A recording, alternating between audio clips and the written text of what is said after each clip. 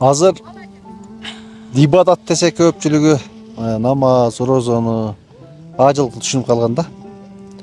Азыр унутулуп калган ибадаттар бар да. Ошол ибадаттардын бири мындай жаратылышка чыгып, жаратылышка ой жүгүртүү, асман жерге, тоого ой жүгүртүү бул ибадат деп эсептелет. Эгерде баягы алымдардын сөзү бар, 1 саат акыл калча ой жүгүртүү, кээ бир алымдардын пикири боюнча 12 саат ибадаттан артыгыраак деп айтышат. Машалла. Кээ бир алымдар 60 саат ибадаттан артыгыраак деп айткан алымдар бар. Жөн эле жаратылышка, о субханалла, Алла Тааланын жаратылышын кара, нокоздукту кара деп коюу өзүнчө бир ибадат. Ошон үчүн бул ой жүгүртүү дагы бир ибадат. Экинчиден, баягы адам табиятынан чарчайт. Кыйналат, чарчайт. Пайгамбар саллаллаху алейхи ва саллям баягы адамдын жүрөгү саат менен эс алдыргыла. Антпесеңер жүрөк сокур болуп калат, жүрөк чарчап калат деп айткан. Адам эгерде чарчаса, жүрөгү чарчаса, акылы чарчаса, адам ибадат да кыла албайт, намаз да окуй албайт, иши да алдыга кетпейт, баары артка кетет да адамдын чарчаганда. Стресс болот, депрессия болот. Ошондуктан мезгил менен адам акылды эс алдырыш керек. Мезгил менен адам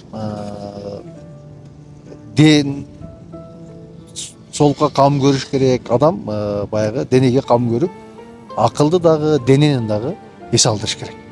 Акылды эс алдыруу, денени эс алдыруу дагы ибадат. Эгерде биз ушуну ниетибизди түздөсөк, ибадатка айланат.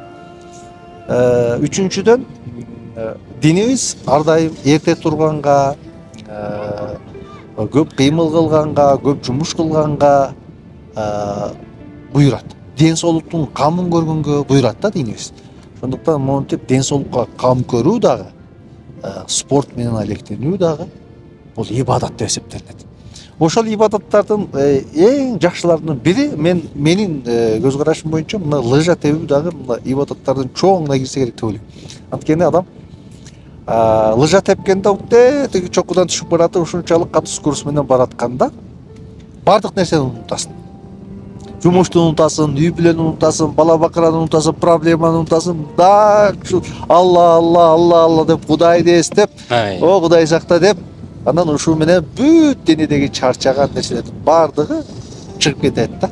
Ошондуктан мен ойлойм, бул акыл калчоо дагы ибадат. Спорт менен алектенүү дагы ибадат. Денени эс алдыруу дагы ибадат.